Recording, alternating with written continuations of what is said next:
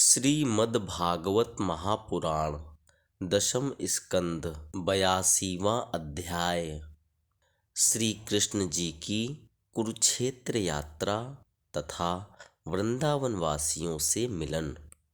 श्री सुखदेव जी बोले, हे राजन, अब हम श्री कृष्ण जी के कुरुक्षेत्र जाने की कथा कहते हैं। सुनो। एक बार जब सूर्य ग्रहण का अवसर आया, तब श्री कृष्ण जी तथा बलराम जी ने राजा उग्रसेन से यह कहा कि महाराज, सूर्य ग्रहण के अवसर पर कुरुक्षेत्र में स्नान का बड़ा महात्म्य है। इस अवसर पर जो वस्तु वहां दान की जाए उसका सहस्र गुना फल मिलता है। अतः आप भी वहां चलने की कृपा कीजिए।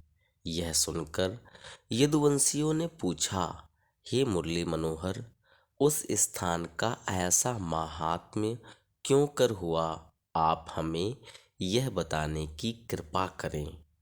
तब श्री कृष्ण जी ने कहा, हे भाइयों, वह स्थान अत्यंत प्राचीन तथा परम पवित्र है।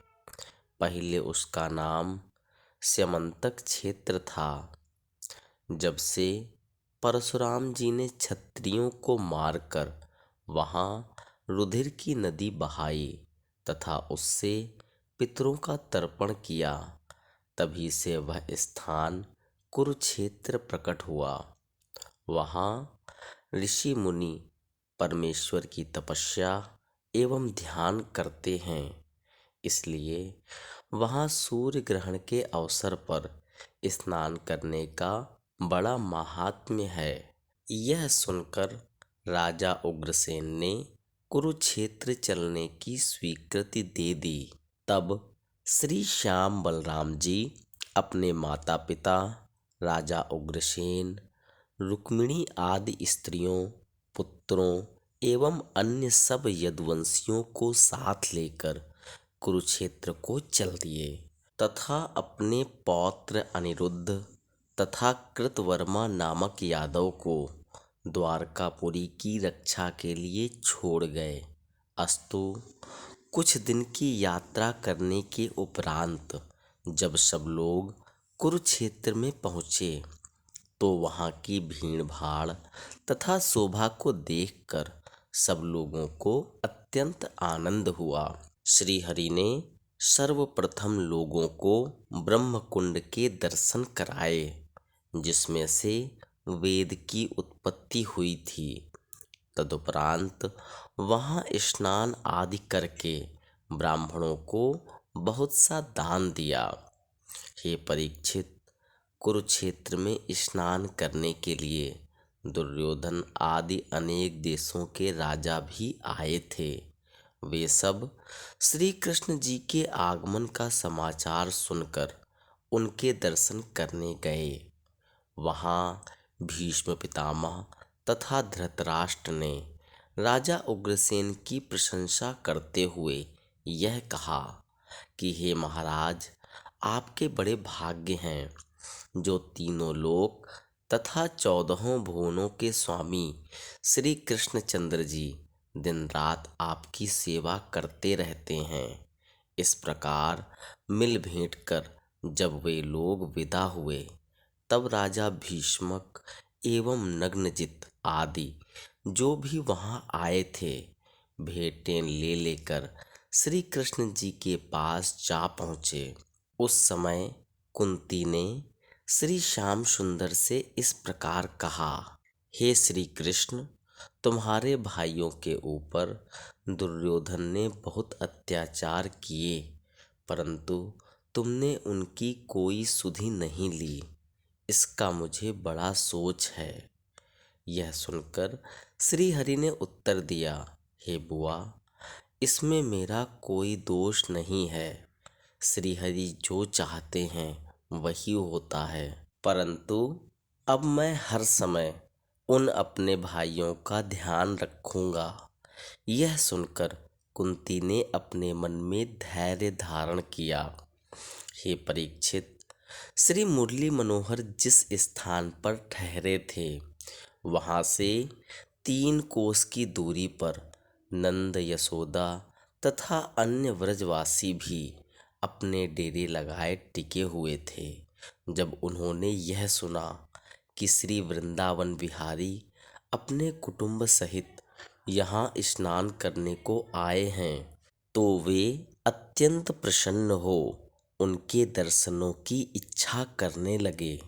उसी समय किसी ने श्री श्याम सुंदर के पास जाकर यह समाचार सुनाया कि नंद यशोदा तथा अन्य व्रजवासी भी यहाँ स्नान करने के लिए आए हुए हैं तथा कुछ दूरी पर ठहरे हैं।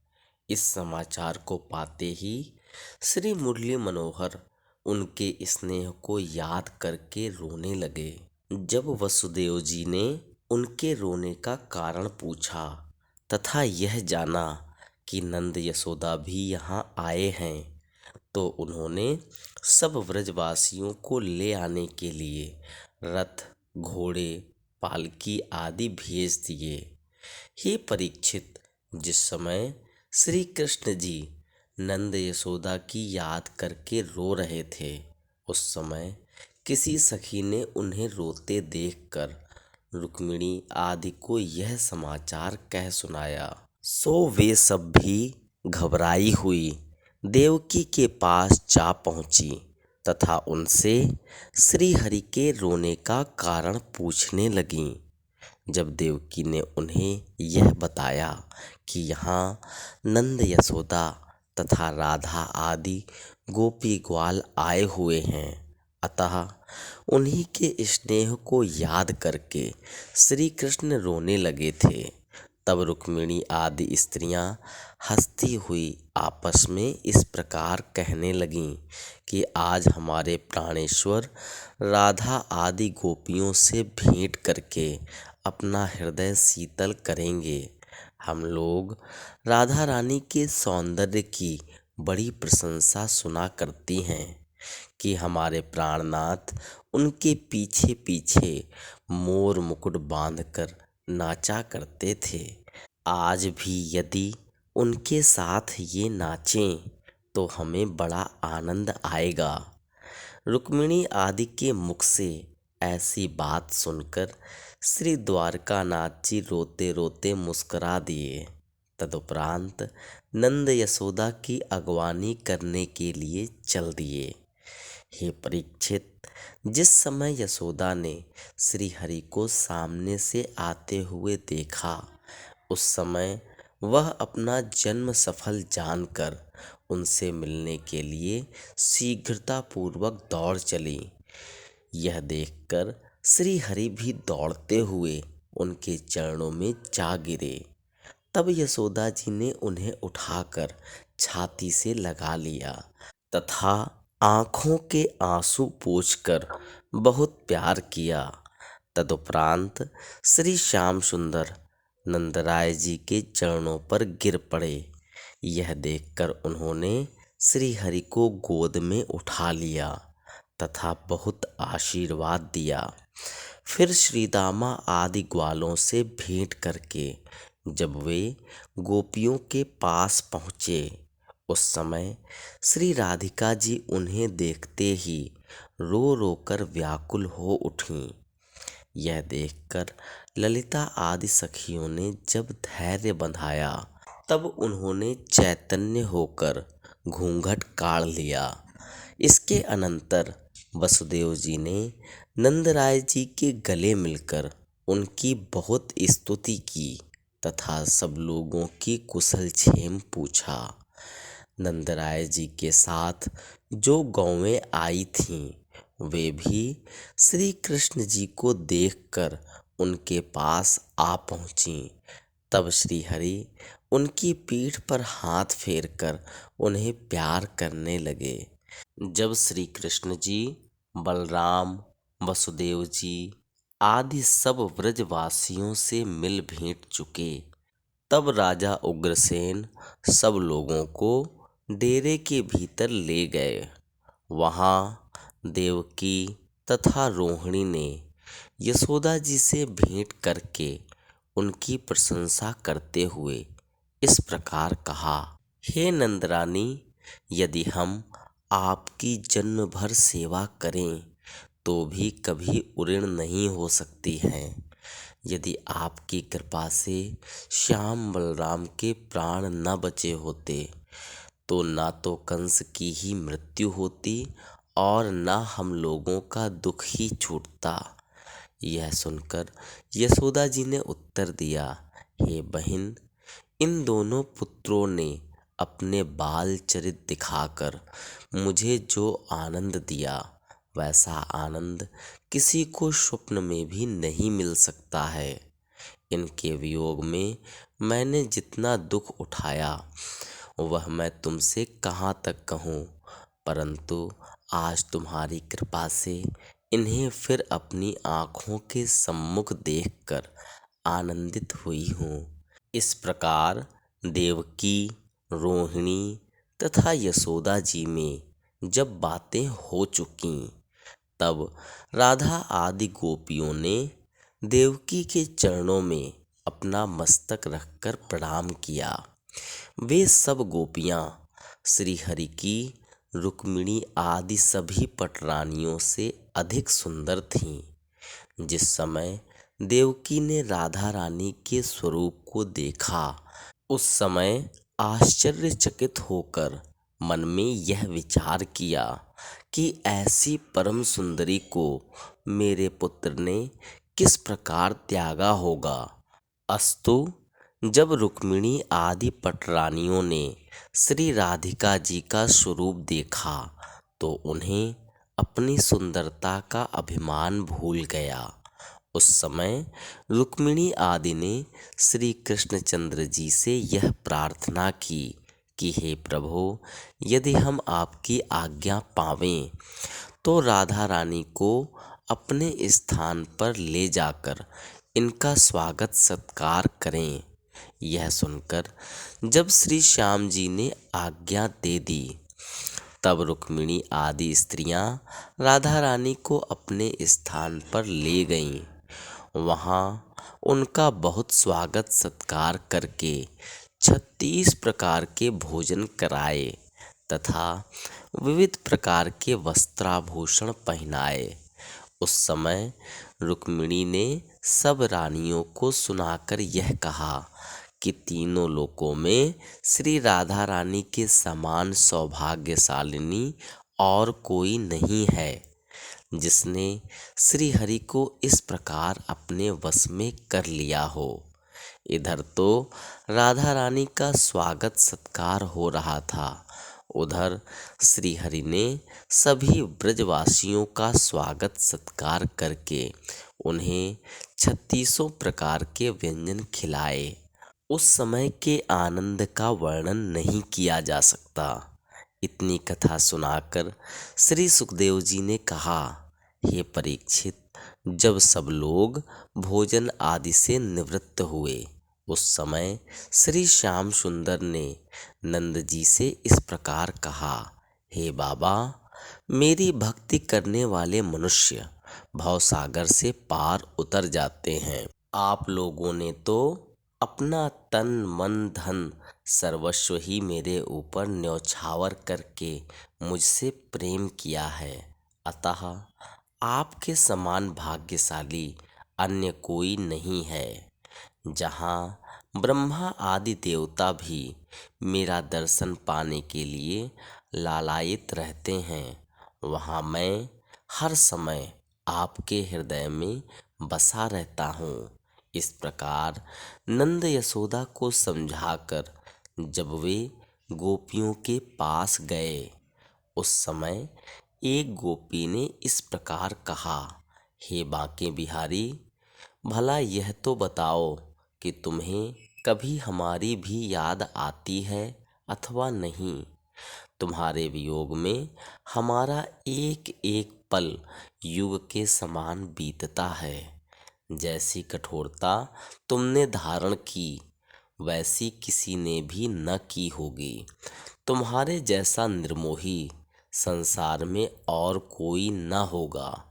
अब तुम्हें वे दिन याद नहीं रहे जब तुम हमारे दधी माखन को चुरा कर खाया करते थे तथा रास लीला करके सुख देते थे। अब तो तुम 16,108 रानियों को पाकर हमारी याद बिल्कुल ही भुला बैठे हो। ऐसे प्रेम भरे वचन सुनकर श्री कृष्ण जी ने उत्तर दिया, हे गोपियों, तुम्हारे साथ रहकर मैंने जो आनंद प्राप्त किया वह तीनों लोकों में कहीं नहीं मिल सकता। यदि अंतर्दृष्टि से देखो तो मैं तुमसे एक क्षण को भी अलग नहीं रहता। यहाँ भी ग्रहण के बहाने केवल तुम ही लोगों से भेंट करने आया हूँ।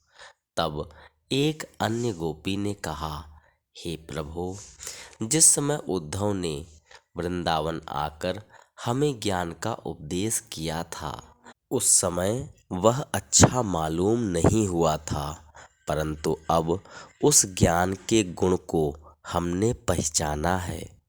केवल तुम्हारा ही ध्यान धरते रहने के कारण अब हम तुम्हें अपने से पृथक नहीं समझती। तुम कृपा करके हमें यही वरदान दो कि हमारे हृदय में सदैव आपकी ही प्रीति एवं भक्ति बनी रहे। यह सुनकर श्री मुरली मनोहर उन्हें इच्छित वरदान देकर श्री राधा रानी के पास जा पहुँचे। हे परीक्षित, उस समय रुक्मिणी आदि रानियां अपने मन में यह विचार कर रही थीं कि श्री हरि से जितनी प्रीति हम रखती हैं उतनी गोपियां नहीं रखती। अतः अंतर्यामी श्री मुरली मनोहर उनके अभिमान को दूर करने के लिए उन्हें गोपियों के पास ले आए। फिर इस प्रकार कहने लगे, हे प्यारियों, तुम में से जो कोई मुझसे अधिक प्रीति करती होगी उसके हृदय पर मेरे निवास करने का चिन्ह बना होगा, अतः तुम इसकी परीक्षा कर लो।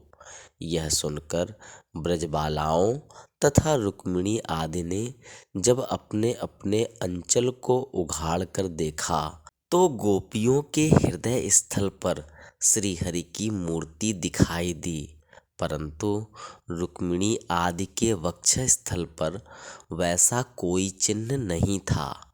यह देखकर रुक्मिणी आदि रानियां अत्यंत लज्जित होकर मन में यह सोचने लगीं कि इन गोपियों को श्री मुरली माधव से जितनी प्रीति है उतनी हमें होना अत्यंत दुर्लभ है। हे परीक्षित, जब श्री कृष्ण जी ब्रजवासियों से भेंट करने के उपरांत शिष्टाचार के हेतु कुरुक्षेत्र में आए हुए अन्य राजाओं के डेरे पर गए तो सभी ने साष्टांग दंडवत करके अत्यंत सम्मान किया। तदुपरांत अनेक वस्तुएं भेंट करके हाथ जोड़कर इस प्रकार प्रार्थना की, हे त्रिलोकीनाथ, हम लोगों के हृदय में आपके दर्शनों की अभिलाषा सदैव बनी रहती थी, सो आज आपको देखकर हम अपने भाग्य को परम धन्य समझते हैं। हे प्रभु, जिस प्रकार आपने हमें अपना दर्शन देकर कृतार्थ किया उसी प्रकार अब कृपा करके यह वरदान भी दीजिए कि हमारे हृदय में आपके श्री चरणों की भक्ति सदैव बनी रहे। यह सुनकर श्री हरि सबको इच्छित वरदान देकर अपने स्थान पर लौट आए। 83वां अध्याय द्रौपदी तथा रुक्मिणी आदि का वार्तालाप। श्री सुखदेव जी बोले, हे परीक्षित, द्रौपदी तथा रुक्मिणी ने परस्पर जिस प्रकार बातें की अब वह कथा सुनो। एक दिन कौरव पांडवों की स्त्रियां तथा श्री कृष्णचंद्र जी की रानियां एकत्र बैठी हुई वार्तालाप कर रही थीं। उस समय सब अपने अपने विवाह की चर्चा करने लगीं।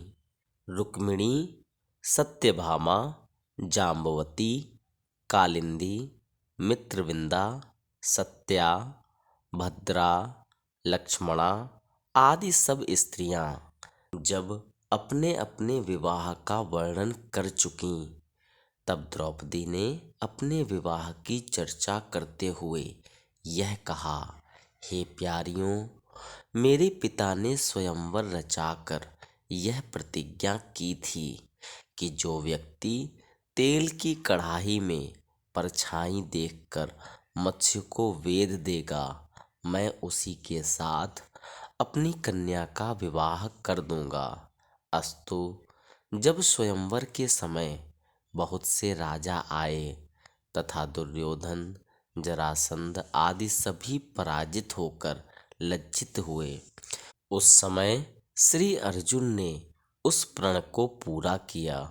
तब मैंने उनके गले में वरमाला डाल दी। यह देखकर अन्य राजा तो प्रसन्न हुए, परंतु दुर्योधन आदि अधर्मी राजाओं ने पांचों पांडवों से युद्ध किया, सो वे सब भी हार कर भाग गए। तदुपरांत जब अर्जुन मुझे लेकर घर पहुँचे, उस समय उन्होंने अपनी माता से दूर ही से यह कहा, हे माता, हम तुम्हारे लिए एक वस्तु लाए हैं। उस समय कोई खाने की वस्तु समझकर माता कुंती ने यह उत्तर दिया कि तुम पांचों भाई उसे आपस में बांट लो। यह सुनकर पांचों भाइयों ने मुझसे विवाह किया। तब से वे पांचों मेरे पति हैं। हे परीक्षित, द्रौपदी के मुख से यह बात सुनकर रुक्मिणी आदि उनकी प्रशंसा करने लगीं। अस्तु, एक दिन श्री कृष्ण जी की सभा में युधिष्ठिर आदि पांडव तथा यदुवंशी आदि अन्य राजा बैठे हुए थे। उसी समय श्री हरि के दर्शन के लिए वहाँ नारद, वेदव्यास, विश्वामित्र, देवल, च्यवन, भरद्वाज, गौतम, सतानंद, अत्रि, भृगु, वशिष्ठ, अगस्त्य, वामदेव, मार्कंडेय, परशुराम तथा पाराशर आदि अनेक ऋषि मुनि आ पहुँचे। उन्हें देखकर श्री मुरली मनोहर ने सब राजाओं सहित उठकर दंडवत किया तथा सबको श्रेष्ठ आसनों पर बैठाकर यथाविधि पूजन कर चरण धोकर चरणामृत लिया। तदुपरांत बहुत प्रकार से स्तुति की। 84वां अध्याय, वसुदेव जी का यज्ञ करना। श्री सुखदेव जी ने कहा, हे परीक्षित, अब हम तुमसे वसुदेव जी के यज्ञ करने की कथा कहते हैं, सुनो। जब श्री मुरली मनोहर ऋषि मुनियों की पूजा स्तुति आदि कर चुके, तब उन्होंने वहाँ उपस्थित सभी लोगों से इस प्रकार कहा कि हमारे भाग्य धन्य हैं जो आज इतने महात्माओं ने यहाँ स्वयं पधार कर हमें अपने दर्शनों से कृतार्थ किया है। संतों के दर्शन, तीर्थ स्नान तथा देव दर्शनों से भी अधिक उत्तम हैं। संतों को साक्षात परमेश्वर का स्वरूप समझना चाहिए। जो लोग ऋषि मुनियों की पूजा नहीं करते, वे कभी मुक्त नहीं होते तथा संसार में सुख प्राप्त नहीं करते। श्री हरि के ऐसे वचन सुनकर नारद जी ने हाथ जोड़कर कहा, हे त्रिभुवनपति, आप जितनी प्रशंसा कर रहे हैं उसके योग्य हम नहीं हैं।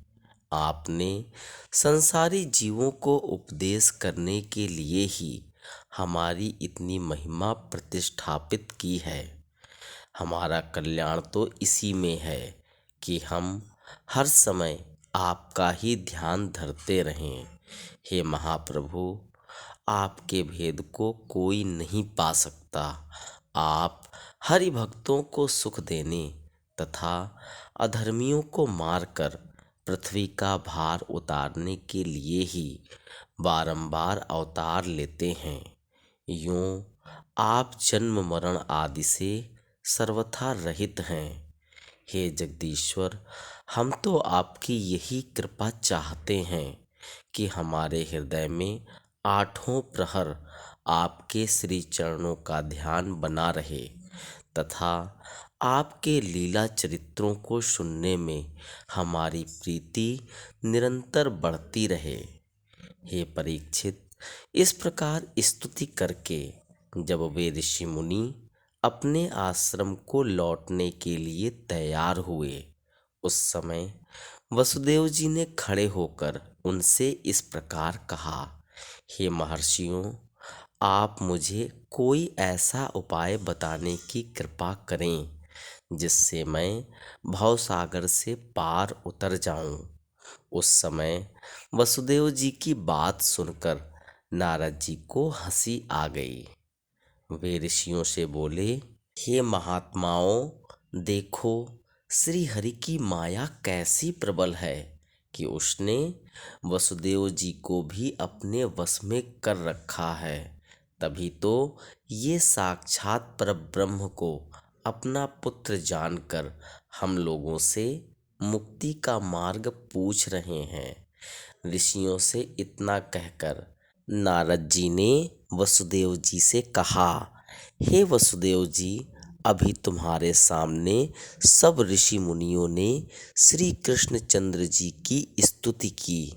क्या इतने पर भी तुम इन्हें नहीं पहचान सके?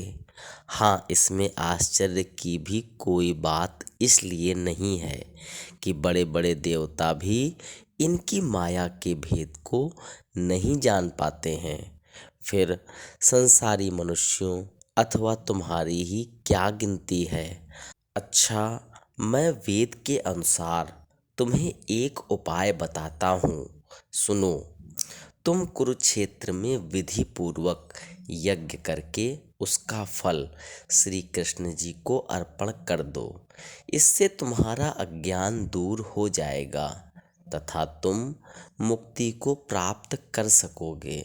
यह सुनकर वसुदेव जी हाथ जोड़कर कहने लगे, हे प्रभु, जब आपने उपाय बताया है तो इतनी कृपा और कीजिए कि आप सब यहीं ठहर कर मेरा यज्ञ पूर्ण करा दें। यह सुनकर जब सब ऋषियों ने स्वीकृति दे दी, तब नारद जी ने कहा, हे वसुदेव जी, तुम सोम यज्ञ की तैयारी करो, हम उसे पूर्ण करा देंगे। हे परीक्षित, नारद जी के आज्ञानुसार वसुदेव ने यज्ञ की सब तैयारियां की तथा शुभ मुहूर्त में यज्ञ आरंभ हुआ। वहां जितने राजा तथा यदुवंशी आए हुए थे, उन सबों ने अपनी अपनी स्त्रियों सहित यज्ञ की टहल की। जब नारद आदि ऋषियों को वरण करके वसुदेव ने आहुति डालना आरंभ किया, उस समय सब देवता प्रत्यक्ष रूप धरकर अपना अपना भाग लेने लगे। उर्वशी आदि अप्सराएं वहां नृत्य करने के लिए आ पहुंची। गंधर्वों ने गीत गाए तथा देवताओं ने पुष्प वर्षा की। उस समय वहां जो आनंद हुआ उसका वर्णन नहीं किया जा सकता। इतनी कथा सुनाकर श्री सुखदेव जी ने कहा, हे परीक्षित, जब यज्ञ संपूर्ण हुआ तो वसुदेव जी ने ब्राह्मणों तथा याचकों को बहुत दान दिया तथा यज्ञ कराने वाले ऋषियों को पीतांबर, स्वर्ण, गौ, रत्न आदि वस्तुएं भेंट की। सब ऋषि मुनि, ब्राह्मण, याचक आदि उन्हें आशीर्वाद देते हुए अपने अपने स्थान को चले गए। तदुपरांत श्री मुरली मनोहर ने कौरवों, पांडवों तथा अन्य राजाओं को भी वस्त्राभूषण आदि देकर सम्मान सहित विदा किया। उस समय वसुदेव ने आंखों में आंसू भरकर नंदराय जी से इस प्रकार कहा, हे नंद जी, आपने श्याम बलराम का पालन करके मेरे ऊपर जो उपकार किया है उससे मैं जन्म जन्मांतरों तक ऋणी नहीं हो सकता। मेरी इच्छा है कि यदि आप सब पूर्ववासियों सहित कुछ समय तक यहीं रहें तो मैं आपकी सेवा करके अपने मन को कुछ शांति दूं। यह सुनकर नंद जी प्रसन्न होकर सब ब्रजवासियों सहित 4 महीने तक वहीं बने रहे। वसुदेव जी ने उनका प्रतिदिन अधिकाधिक स्वागत सत्कार किया तथा श्री श्याम बलराम ने प्रेम पूर्वक सेवा की। इस प्रकार 4 महीने तक कुरुक्षेत्र में रहने के बाद जब राजा उग्रसेन ने द्वारकापुरी जाने की तैयारी की, उस समय श्री कृष्णचंद्र जी ने अपनी आंखों में आंसू भरकर नंद यशोदा से इस प्रकार कहा, हे माता पिता, यद्यपि आपसे एक क्षण भी अलग रहने को जी नहीं चाहता, परंतु लाचार होकर यह प्रार्थना करता हूँ कि अब आप भी वृंदावन पहुंचकर गायों की सुधि लीजिए। यह सुनकर नंद यशोदा व्याकुल होकर पृथ्वी पर गिर पड़े तथा गोपी ग्वाल व्याकुल होकर इस प्रकार कहने लगे, हे नंदलाल, हम तुम्हें छोड़कर वृंदावन नहीं जाएंगे, तुम हमें भी अपने साथ द्वारका ले चलो। उस समय यशोदा जी ने रोते हुए देवकी से इस प्रकार कहा, हे बहन, तुम मुझे कन्हैया को दूध पिलाने वाली समझकर अपने साथ द्वारका ले चलो। मैं तुमसे भोजन वस्त्र के अतिरिक्त और कुछ नहीं लूंगी। अस्तु। जब राधा रानी ने यह समाचार सुना तो अत्यंत विलाप करके श्री मुरली मनोहर से इस प्रकार बोली, हे प्राण प्यारे, एक बार तुम मुझे वृंदावन छोड़कर चले आए, अब फिर वही दुख देकर मेरे प्राण क्यों लेना चाहते हो। अब मैं तुम्हारे चरण कमलों को किसी प्रकार नहीं छोड़ूंगी। इस प्रकार श्री बांके बिहारी ने जब सब लोगों को अत्यंत व्याकुल देखा, तब उन्होंने अपनी माया फैलाकर उनका मन ऐसा कर दिया कि वे वृंदावन जाने को तैयार हो गए। तब श्रीहरि ने सब छोटे बड़ों को वस्त्राभूषण रत्न आदि देकर विदा किया। इतनी कथा सुनाकर श्री सुखदेव जी ने कहा, हे राजन, विदा होते समय नंद यशोदा तथा राधा आदि गोपी ग्वालों ने जैसा विलाप किया उसका वर्णन नहीं किया जा सकता। तदनंतर श्री मुरली मनोहर भी सब लोगों को साथ लेकर द्वारकापुरी में जा पहुँचे। उस समय सब लोगों ने बड़ा आनंद मनाया। 85वां अध्याय। वसुदेव जी द्वारा श्री कृष्णचंद्र की स्तुति। श्री सुखदेव जी बोले, हे राजन, अब हम वह कथा कहते हैं जिस प्रकार श्री श्याम सुंदर तथा बलराम जी अपने मरे हुए भाइयों को ले आए थे। सुनो। एक दिन प्रातःकाल दोनों भाई अपने माता पिता को दंडवत करने गए और जब उन्होंने वसुदेव जी के चरणों पर अपना मस्तक रखना चाहा, तब उस समय वसुदेव जी ने स्वयं अपना मस्तक श्री हरि के चरणों में डाल दिया। यह देखकर श्री कृष्ण जी ने कहा, हे पिता, आप मुझे दोष क्यों लगाते हैं। तब वसुदेव जी हाथ जोड़कर बोले, हे कृष्णचंद्र, तुम परब्रह्म के अवतार हो।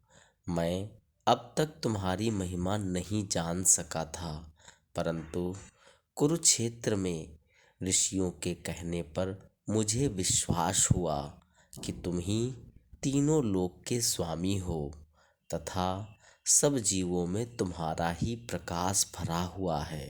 तुम जन्म मरण से रहित हो तथा अपनी इच्छा से अवतार लेते हो।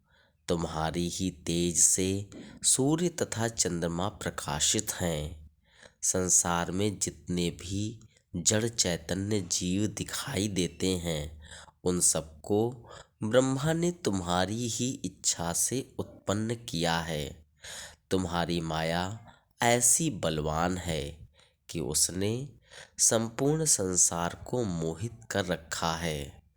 तुम्हारी शरण में आए बिना किसी जीव का कल्याण नहीं होता। जिस प्रकार बाजा बजाने वाला बाजे में से मनचाही रागनी निकालता है, उसी प्रकार तुम भी सब जीवों की बुद्धि को अपने अधीन रखकर उनसे मनचाहा कार्य कराते रहते हो।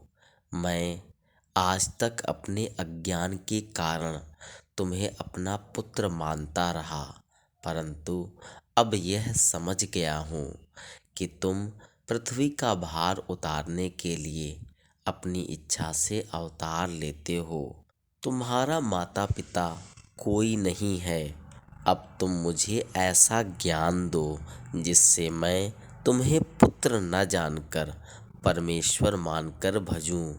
इस प्रकार वसुदेव जी ने जब बहुत स्तुति की तो श्री बांके बिहारी ने हंसकर कहा, हे पिता, तुम्हें जो बात जान लेनी चाहिए थी वह जान ली। अब तुम सब जीवों में मेरा ही प्रकाश समझो, तब तुम्हें मेरी माया नहीं व्यापेगी। यह सुनकर श्री वसुदेव जी को ऐसा ज्ञान प्राप्त हुआ जिससे वे श्री श्याम बलराम को ईश्वर भाव से जानने लगे। हे परीक्षित, तत्पश्चात एक दिन श्री हरि ने देवकी से कहा, हे माता, हमारे ऊपर तुम्हारा बहुत ऋण है, सो यदि तुम हमसे कुछ मांगो तो हम तुम्हें दें। यह सुनकर देवकी ने कहा, हे पुत्र, तुम श्री नारायण जी के अवतार हो, अतः मैं तुमसे यही मांगती हूँ कि जिस प्रकार तुमने अपने गुरु का मरा हुआ पुत्र जीवित कर दिया था, उसी प्रकार मेरे उन 6 पुत्रों को जिन्हें अधर्मी कंस ने मार डाला था ला दो, तो मेरी मनोभिलाषा पूर्ण हो जाएगी। यह सुनकर दोनों भाई बहुत अच्छा कहकर सुतल लोक में जा पहुँचे। उन्हें देखते ही राजा बलि ने साष्टांग प्रणाम किया तथा अपने घर ले जाकर रत्न जटित सिंहासन पर बैठाया। तदुपरांत विधिवत पूजा स्तुति करने के उपरांत हाथ जोड़कर इस प्रकार कहा, हे प्रभु, जिस भांति आपने यहाँ पधार कर मुझे अपने दर्शनों से कृतार्थ किया है, उसी प्रकार अब मुझे अपना दास समझकर यहाँ पधारने का कारण बताइए। यह सुनकर श्री श्याम जी बोले, हे बलि, एक समय मारीच ऋषि के 6 पुत्रों ने अपनी युवावस्था के अभिमान में भरकर ब्रह्मा जी की हंसी की थी। उस समय ब्रह्मा जी ने क्रुद्ध होकर उन्हें दैत्य योनि में जन्म लेने का शाप दिया था। उसी शाप के कारण पहले तो वे हिरण्याक्ष एवं हिरण्यकशिपु के घर में उत्पन्न हुए, फिर उन्होंने हमारी माता देवकी के गर्भ में जन्म लिया। वहाँ उन्हें कंस ने मार डाला। अब वे तुम्हारे घर आकर उत्पन्न हुए हैं, सो हम अपनी माता के आज्ञानुसार उन्हें लेने के लिए आए हैं। यह सुनकर राजा बलि ने उन 6 बालकों को लाकर श्री हरि के सम्मुख उपस्थित कर दिया। तब दोनों भाई उन्हें साथ लेकर द्वारका लौट आए। जब देवकी ने उन्हें देखा तो बार बार कंठ से लगाकर दूध पिलाने लगीं। उस समय वसुदेव देवकी को यह पूर्ण विश्वास हुआ कि वास्तव में दोनों भाई श्री नारायण जी के अवतार हैं। अस्तु, श्री हरि के आज्ञानुसार जब उन बालकों को ज्ञान उत्पन्न हुआ, तब वे अपने पूर्व जन्म के माता पिता तथा श्याम बलराम को दंडवत कर देवलोक को चले गए। उस समय श्री हरि ने देवकी तथा वसुदेव को समझाकर धैर्य बंधा दिया। 86वां अध्याय अर्जुन द्वारा सुभद्रा हरण। श्री सुखदेव जी बोले, हे राजन, श्री कृष्णचंद्र जी की बहिन सुभद्रा का विवाह अर्जुन के साथ जिस प्रकार हुआ था, अब वह कथा सुनो। कुंती के आज्ञानुसार जब द्रौपदी पांचों भाइयों की पत्नी हुई, तब एक दिन नारद जी ने युधिष्ठिर आदि पांचों पांडवों के पास जाकर यह कहा, हे युधिष्ठिर, स्त्री तथा धन के लिए पिता पुत्र तथा भाई भाई में भी झगड़ा होता आया है। अतः मैं तुम्हें एक उपाय बताए देता हूँ, जिसके करने से द्रौपदी को लेकर तुम पांचों भाइयों में कभी झगड़ा न होगा। युधिष्ठिर ने पूछा, हे मुनि, वह उपाय क्या है? तब नारद जी बोले, हे युधिष्ठिर, सुनो। एक वर्ष में 360 दिन होते हैं। अतः तुम एक एक भाई 72 दिन तक द्रौपदी को अपने पास रखा करो। यदि कभी एक भाई की पारी में दूसरा भाई द्रौपदी के महल में जा पहुँचे, तो उसे 12 वर्षों तक वनवास करने का दंड रखना चाहिए। नारद जी का यह सुझाव सबने स्वीकार कर लिया। तब द्रौपदी एक भाई के पास 72 दिन तक रहने लगी। एक दिन ऐसा संयोग हुआ कि आधी रात के समय द्रौपदी राजा युधिष्ठिर के भवन में थी। उस दिन अर्जुन का धनुष बाण भी उसी स्थान पर रखा हुआ था। अस्तु, उसी समय एक ब्राह्मण ने अर्जुन के पास पहुंचकर यह कहा कि मेरी गौ को एक चोर लिए जा रहा है, उसे आप कृपा कर छुड़ा दीजिए। यह सुनकर अर्जुन ने अपने मन में विचार किया कि यदि मैं इस समय राजा युधिष्ठिर के भवन में धनुष बाण लेने जाता हूँ, तो मुझे 12 वर्षों तक वन में रहना पड़ेगा, और नहीं जाता हूँ तो ब्राह्मण की गौ न छुड़ाने के कारण क्षत्रिय धर्म नष्ट होगा। अतः उचित यही है कि चाहे वनवास भले ही करना पड़े, परंतु धर्म की रक्षा करनी चाहिए। ऐसा विचार कर अर्जुन युधिष्ठिर के भवन में चले गए तथा वहां से धनुष बाण लाकर ब्राह्मण की गौ को छुड़ा लाए। इस प्रतिज्ञा भंग करने के दोष के कारण दूसरे दिन प्रातःकाल वे सन्यासी का वेश धारण कर वन को चल दिए। कुछ दिनों बाद जब वे तीर्थ यात्रा करते हुए द्वारका पहुँचे, तो उन्होंने यह सुना कि श्री कृष्णचंद्र जी की बहन सुभद्रा विवाह योग्य हो गई है। उस समय अर्जुन ने अपने मन में यह विचार किया कि श्री श्याम सुंदर सुभद्रा का विवाह मेरे साथ करना चाहते हैं, परंतु बलराम जी उसे दुर्योधन को देना चाहते हैं। अतः यदि मैं उसे पा सकूं तो अधिक अच्छा रहे। यह विचार कर अर्जुन ने अपने को सन्यासी वेश में छिपाकर राज मंदिर के निकट ही अपना आसन लगा दिया। उस समय द्वारकावासी उसे महापुरुष जानकर नित्य प्रति भोजन देने लगे। एक दिन बलराम जी ने उसे भोजन करने के लिए राज मंदिर में बुलाया। उस समय जब सुभद्रा ने अर्जुन के सुंदर स्वरूप को देखा, तो अपने मन में उसे पति बनाने की अभिलाषा करके देवी देवता मनाने लगी। अर्जुन भी सुभद्रा को देखकर पूर्णतः मोहित हो गया।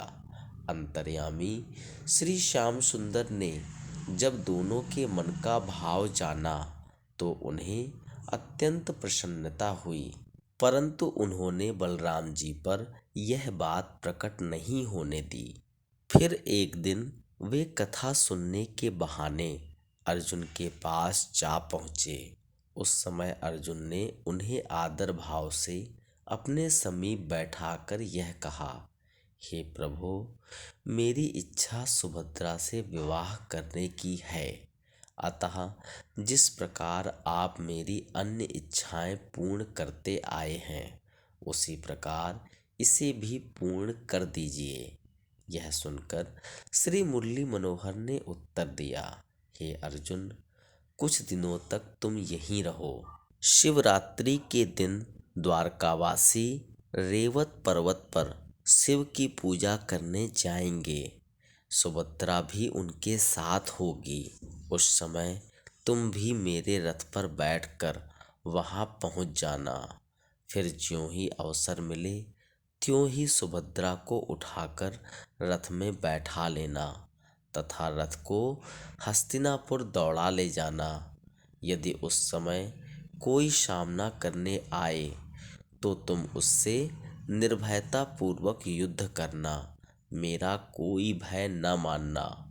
यह सुनकर अर्जुन आनंद सहित वहीं ठहर गया। शिवरात्रि के दिन सुभद्रा सहित जब सब द्वारकावासी रेवत पर्वत पर गए तो सन्यासी वेशधारी अर्जुन भी श्री श्याम सुंदर के रथ में बैठकर वहां जा पहुंचा। वहां जब सुभद्रा पूजा करके सखियों सहित लौट रही थी उसी समय वह उसे जबरदस्ती अपने रथ पर बैठाकर हस्तिनापुर को चल दिया।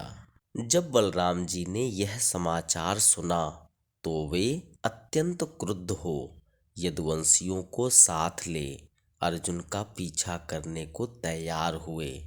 उस समय श्री मुरली मनोहर ने उन्हें समझाते हुए कहा, हे भाई, अर्जुन हमारी बुआ का लड़का, मित्र तथा कुलीन है। उसके समान तेजस्वी तथा बली यदुवंशियों में कोई नहीं है।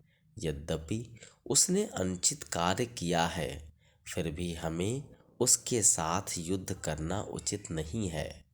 सुभद्रा का विवाह तो करना ही था। अब वह यदि अर्जुन के साथ होता है तो इससे अधिक प्रसन्नता की बात और क्या होगी। अब हमें यह चाहिए कि दहेज की सामग्री हस्तिनापुर को भेज दें। आप भी अपना क्रोध शांत कर डालिए। यह सुनकर बलराम जी हल मूसल पटक कर झुंझलाते हुए इस प्रकार कहने लगे कि जब मुरली मनोहर ही यह चाहते हैं तो फिर हम क्या करें। इन्होंने अर्जुन को पहले से समझा दिया होगा, अन्यथा उसकी क्या सामर्थ्य थी जो वह सुभद्रा को हर कर ले जाता। इतना कहकर बलराम जी ने बहुत सा द्रव्य, वस्त्र, आभूषण, रत्न, दास दासी आदि दहेज स्वरूप हस्तिनापुर को भिजवा दिए। तब वहां अर्जुन ने विधि पूर्वक सुभद्रा के साथ अपना विवाह कर लिया। इतनी कथा सुनाकर श्री सुखदेव जी बोले, हे राजन, अब तुम श्री हरि की महिमा का दूसरा वृत्तांत सुनो। मिथिलापुरी में हरिभक्त बहुलाश्च नामक राजा राज्य करता था।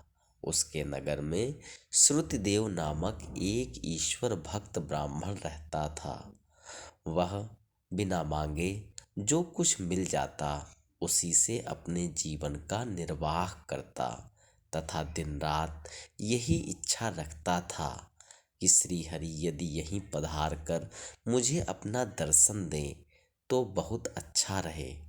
उस ब्राह्मण तथा राजा की भक्ति भावना देखकर अंतर्यामी श्री कृष्णचंद्र जी, नारद, वेदव्यास, वशिष्ठ, अगस्त्य, परशुराम, अत्रि, वामदेव, देवल आदि ऋषियों को साथ ले उन्हें दर्शन देने के लिए मिथिलापुरी को चले। मार्ग में जो भी देश पड़ते थे वहाँ के राजा आगे आकर उनका सम्मान कर भेंट देते तथा दर्शन पाकर अपना जन्म सफल बनाते थे। अस्तु, जब राजा बहुलाश्च तथा श्रुतदेव ब्राह्मण ने श्री मुरली मनोहर के आगमन का समाचार सुना, वैसे ही उन दोनों ने आगे पहुंचकर उन्हें दंडवत किया तथा हाथ जोड़कर इस प्रकार प्रार्थना की, हे प्रभु, जिस प्रकार आपने दया करके हमें अपने दर्शनों से कृतार्थ किया, उसी प्रकार अब हमारे घर चलकर उसे पवित्र कर दीजिए। यह सुनकर श्री कृष्ण जी ने विचार किया कि यह राजा तथा ब्राह्मण दोनों ही मेरे परम भक्त हैं तथा मैं दोनों के प्रेम के कारण यहाँ आया हूँ। अब यदि मैं किसी एक के घर पहले जाता हूँ तो दूसरा बुरा मानेगा कि पहले मेरे यहाँ क्यों नहीं गए। यह विचार कर श्री हरि ने रथ, सारथी तथा ऋषियों सहित अपने दो स्वरूप बना लिए तथा दोनों के स्थान पर एक साथ जा पहुँचे। इस भेद को दोनों में से कोई नहीं जान सका। अस्तु, जब श्री हरि राजा के घर गए तो उसने पाद्य अर्घ्य आदि से उनका तथा ऋषियों का विधिवत पूजन किया। तदुपरांत हाथ जोड़कर स्तुति प्रार्थना करते हुए कहा, हे प्रभु, मेरी यह अभिलाषा है कि आप कुछ समय तक यहीं निवास करके मेरे हृदय को आनंदित करें। यह सुनकर श्री त्रिलोकीनाथ राजा को अपना भक्त जानकर 21 दिन तक उसके घर रहे तथा ब्रह्म ज्ञान का उपदेश करके उसे कृतार्थ किया। इसी प्रकार जब वे श्रुतदेव ब्राह्मण के यहाँ पहुँचे तो उसने भी यथाविधि पूजन आदि करके यह प्रार्थना की कि हे प्रभु, आप कुछ समय तक यहीं निवास करें। अतः श्री वासुदेव जी 21 दिन तक उसके घर भी रहे तथा उसे भी ज्ञानोपदेश किया। तदुपरांत वे दोनों से विदा होकर द्वारकापुरी को लौट आए। तब सब ऋषि भी अपने अपने स्थान को चले गए। 87वां अध्याय श्री हरि स्तुति। इतनी कथा सुनकर राजा परीक्षित ने कहा, हे मुनिनाथ, आपने जो यह कहा था कि वेद ने श्री नारायण जी की स्तुति की थी, सो आप मुझे यह समझाइए कि वेद ने निर्गुण ब्रह्म की स्तुति किस प्रकार की। श्री सुखदेव जी बोले, हे परीक्षित, सुनो।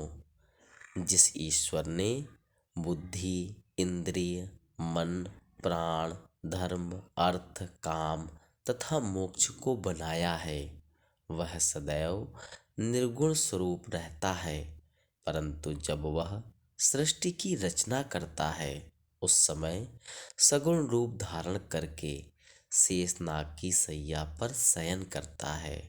इस प्रकार निर्गुण तथा सगुण में कोई भेद नहीं है।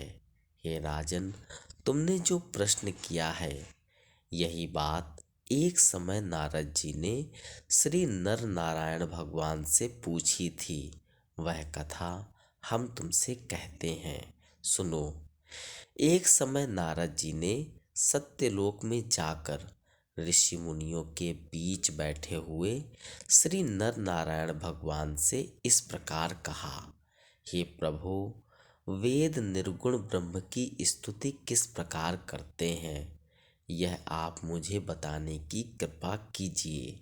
यह सुनकर श्री नर नारायण भगवान ने कहा, हे नारद, जो बात तुम आज पूछ रहे हो वही बात एक समय मर्त्यलोक में सौनकादिक ऋषियों ने सनकादि से पूछी थी।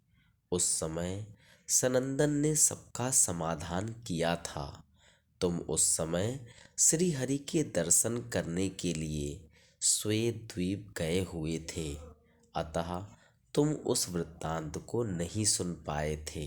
अस्तु हे नारद, सनंदन ने शौनकादि ऋषियों से यह कहा था कि हे मुनियों, महाप्रलय होने पर जब 14 भुवन जलमय हो जाते हैं, उस समय पूर्ण ब्रह्म परमेश्वर शेषनाग की सैया पर अकेले शयन करते रहते हैं। जब उन्हें सृष्टि उत्पन्न करने की इच्छा होती है, उस समय उनकी श्वास से वेद निकलकर श्री हरि की स्तुति करने लगते हैं। ठीक उसी प्रकार जिस प्रकार की कोई राजा शयन कर रहा हो और प्रातः काल के समय बंदीजन उसे इस आशय से जगावे कि वह चैतन्य होकर अपना कार्य आरंभ करे।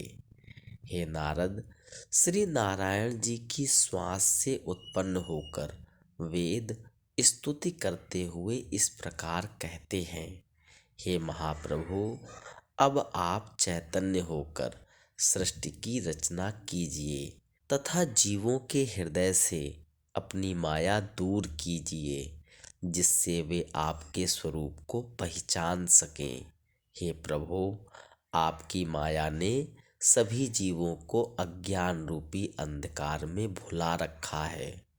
यदि वे इससे मुक्ति प्राप्त कर सकें तो आपके स्वरूप को भी पहचान सकेंगे। आप सभी जीवों की उत्पत्ति, स्थिति एवं विनाश के कारण हैं।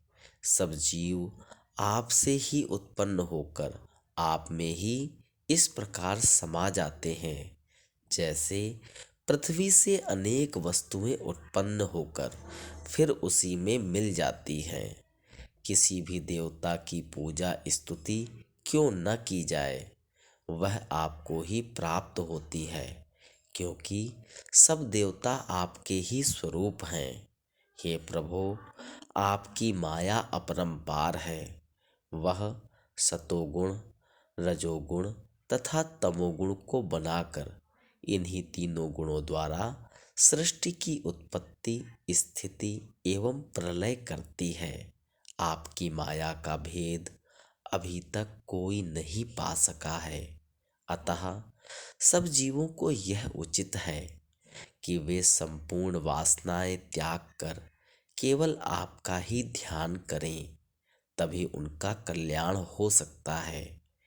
जो प्राणी मनुष्य शरीर पाकर इंद्रियों के वशीभूत रहता है तथा स्त्री पुत्रादि के मोह में पड़कर आपकी भक्ति नहीं करता, वह 84 लाख योनियों में भ्रमण करके महान कष्ट उठाता है। परंतु जिसके हृदय में आपकी भक्ति होती है, वह आपको प्राप्त कर आपके ही स्वरूप का बन जाता है। हे नारद, इस प्रकार सनंदन मुनि ने प्राचीन कथा कहकर सबके मन का संदेह दूर किया था। इस कथा को सुनकर शौनकादि 88 सहस्र ऋषियों ने सनंदन मुनि की अत्यंत प्रशंसा की। इतनी कथा सुनाकर श्री सुखदेव जी ने कहा, हे राजन, इसी स्तुति का पाठ करते हुए वेद श्री नारायण जी को सृष्टि उत्पन्न करने के लिए जगाते हैं तथा सनकादिक 8 प्रहर इसी की चर्चा करते रहते हैं। यह कथा श्री नर नारायण ने नारद जी से कही थी तथा नारद जी ने हमारे पिता वेदव्यास को सुनाई थी। तदुपरांत श्री व्यास जी ने यह कथा मुझे पढ़ाई। अब मैंने वही कथा तुम्हें सुनाई है। श्री मुरली मनोहर ने राजा बहुलाश्व तथा श्रुतदेव ब्राह्मण को भी इसी ज्ञान का उपदेश किया था।